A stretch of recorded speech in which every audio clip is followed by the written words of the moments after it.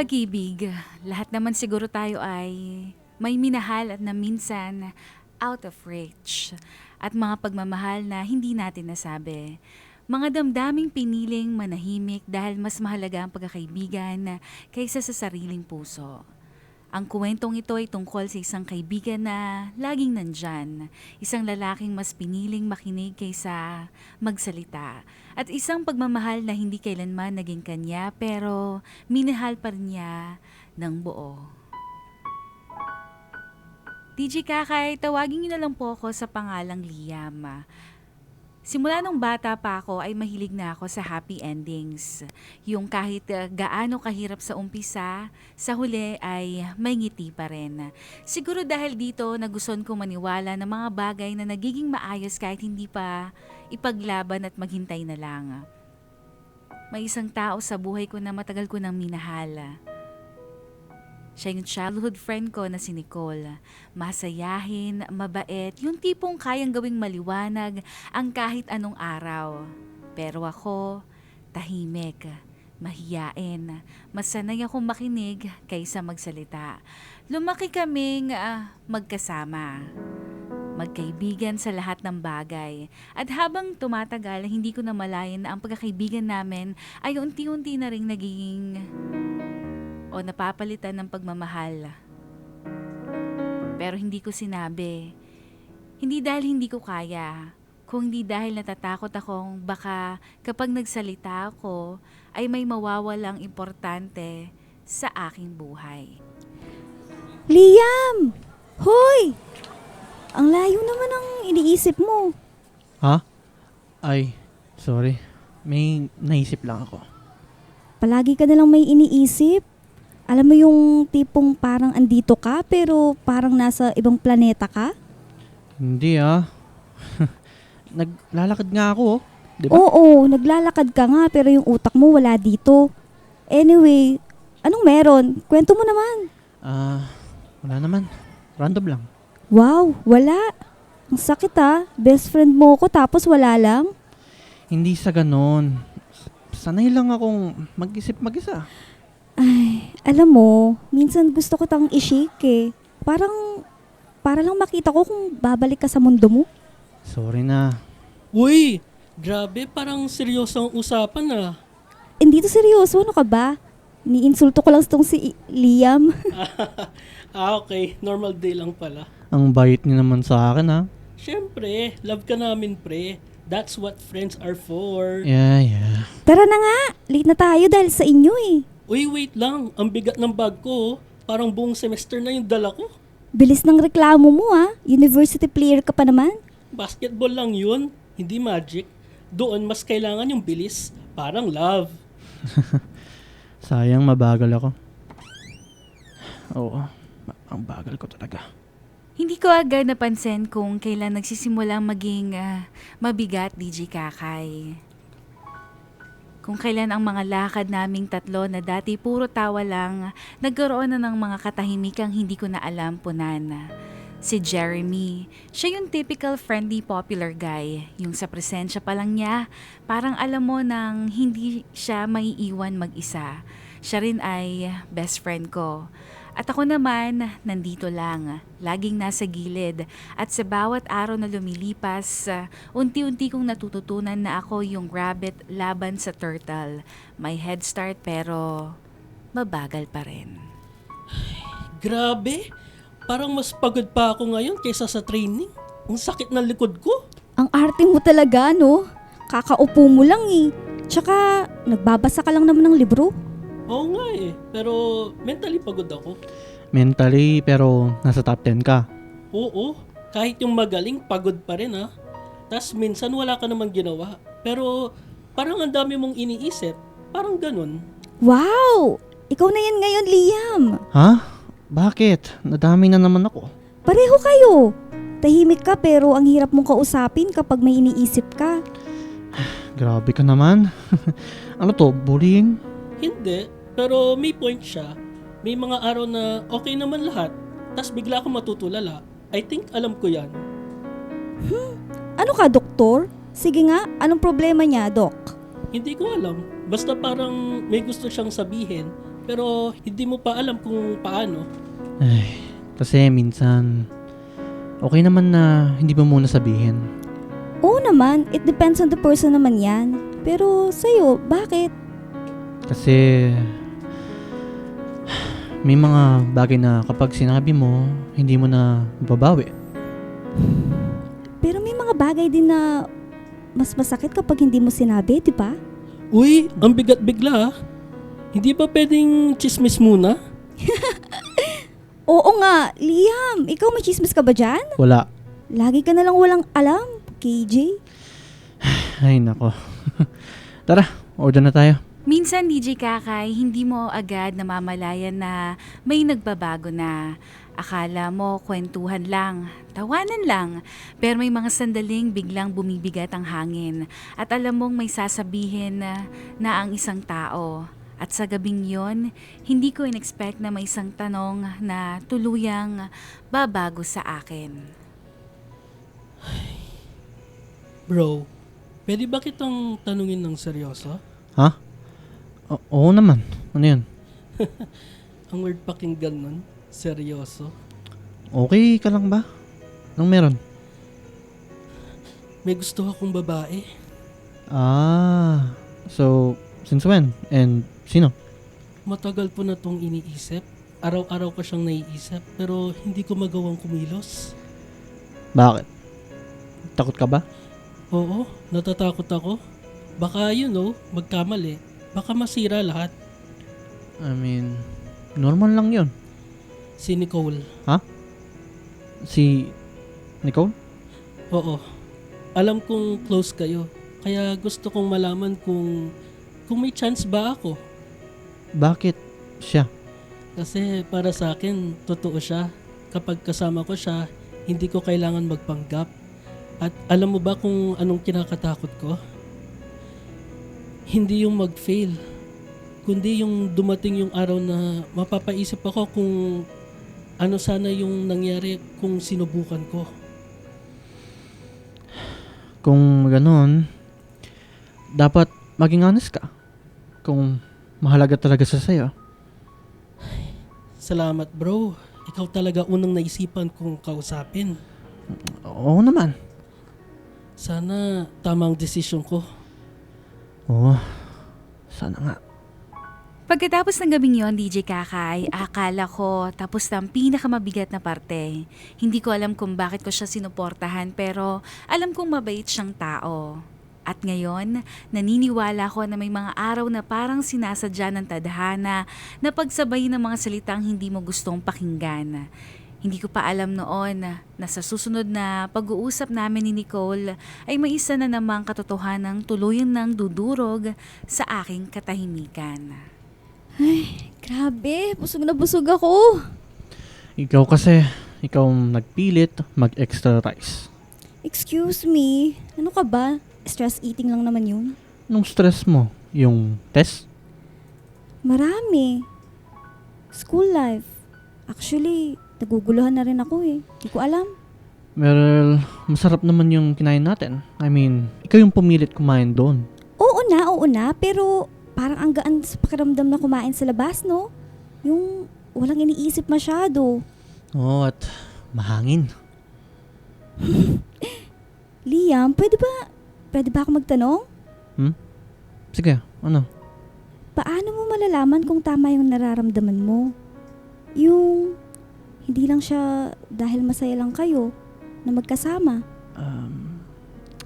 Siguro kapag kahit tahimik kayo, okay pa rin or masaya ka lang talaga? Ang lalim mo talagang mag-isip, no? Pero baka mali lang to. Baka iniisip ko lang na gusto ko siya dahil nag-e-enjoy ako. Sino? Si Jeremy. Si Jeremy? Oo. Pero alam mo, Liam, hindi ako sure kung tama yung nararamdaman ko. Masaya ka bang kapag kasama mo siya? Oo naman. At doon ako mas natatakot. Kasi baka masaktan ako. O baka may masaktan lang ako. Hindi ka naman masamang tao. Especially kung may nararamdaman ka sa kanya. Salamat, Liam, ah. Ikaw yung una kong naiisip na sabihan. Alam ko rin na hindi mo ako judge. Para kang safe space ko eh. Anyway, salamat ulit ha sa pakikinig. Bukas na lang. Oo, anytime. Lumipas ang ilang linggo, DJ Kakay. Isang linggo matapos magtanong si Jeremy, ay naging sila na ni Nicole.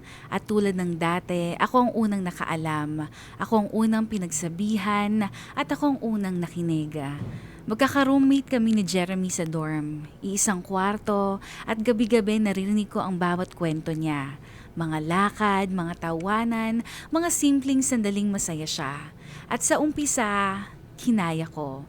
Hanggang sa isang gabi, nalaman ko na may hangganan pala ang pakinig kapag ikaw na ang nasasaktan. Bro, grabe! Ang saya namin kanina ni Nicole. Pumunta kami dun sa nakakatakot na ride. Tas katapos nanginginig siya. Pati yung sa... Jeremy, pwede bang wag muna? Sandali na lang. Kasi sabi niya kanina sa akin, Jeremy... Jeremy, may ginagawa ako, mamaya na lang. Mabilis lang to.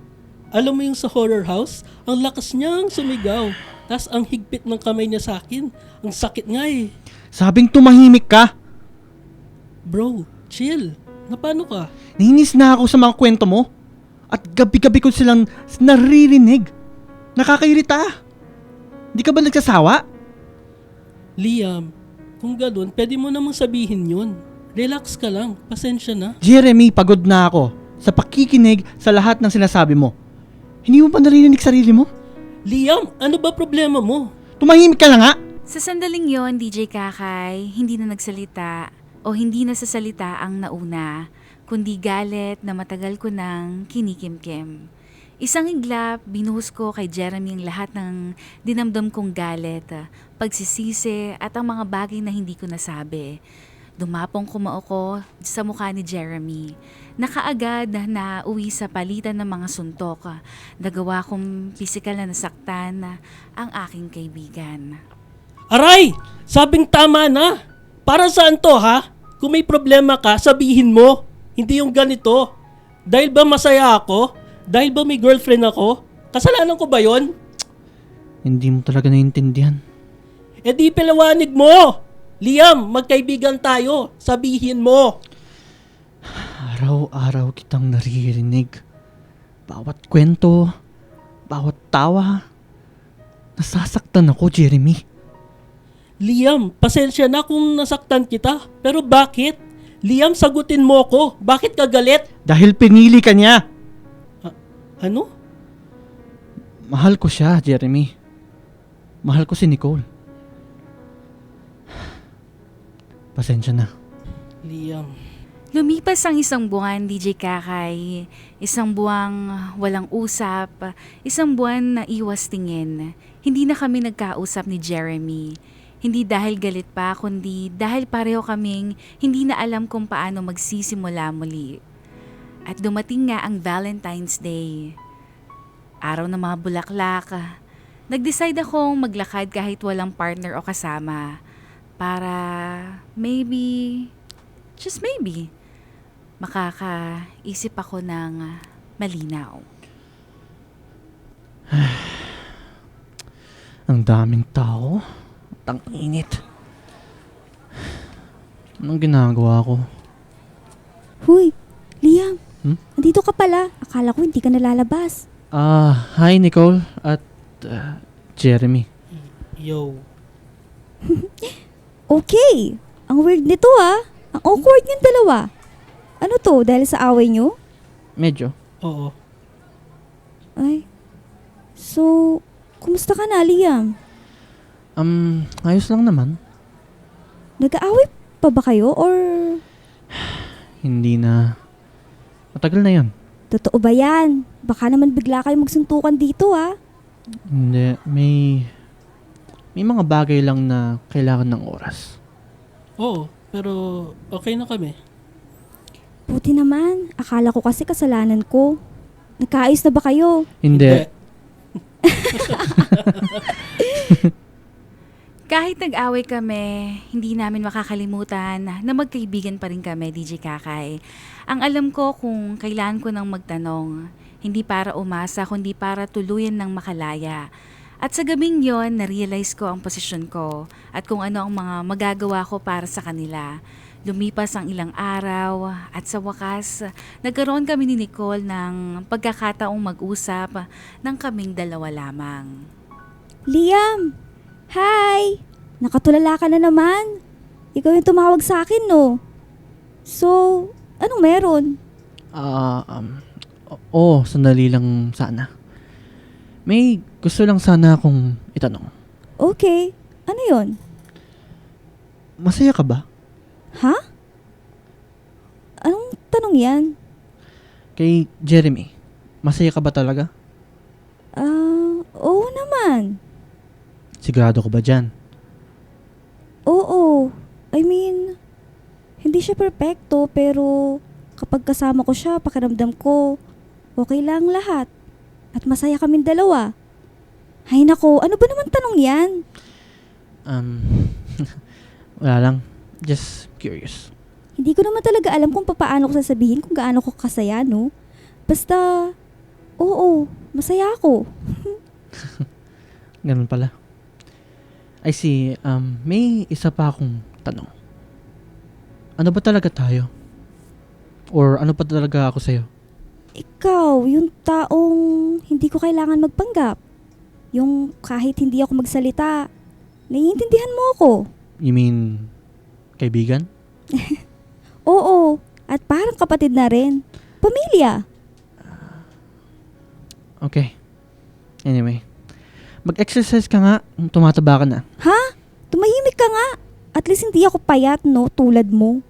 May mga bagay, DJ Kakay, na hindi na natapos sa katahimikan. At dito ko rin nalaman na instead of being the boyfriend, I was the best friend. Pero kahit ganon, masaya ako.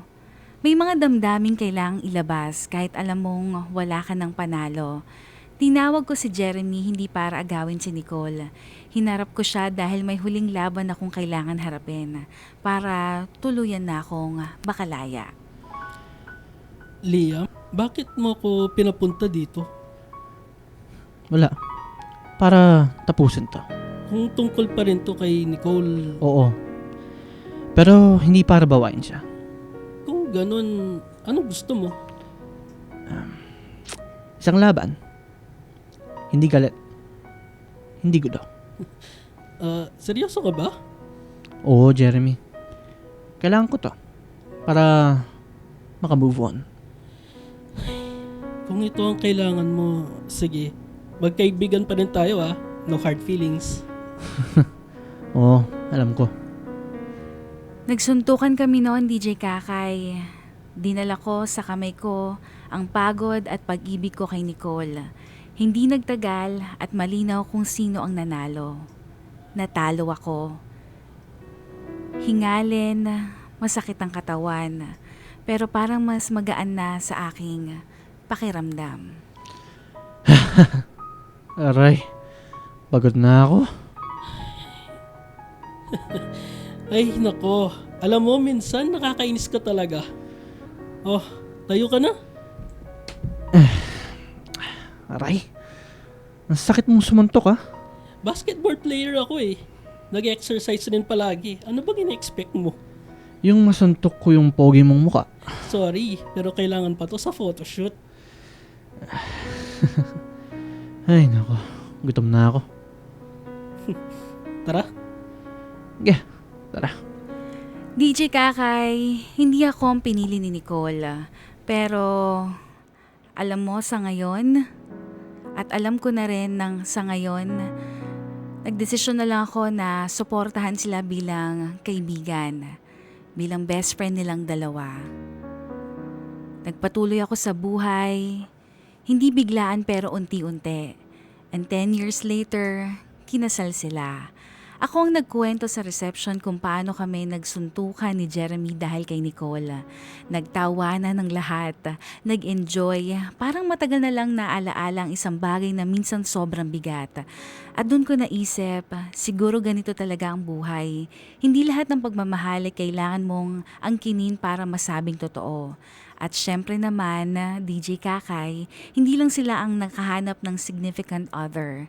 But that is a story for the next time. Ako po si Liam at salamat sa pakikinig.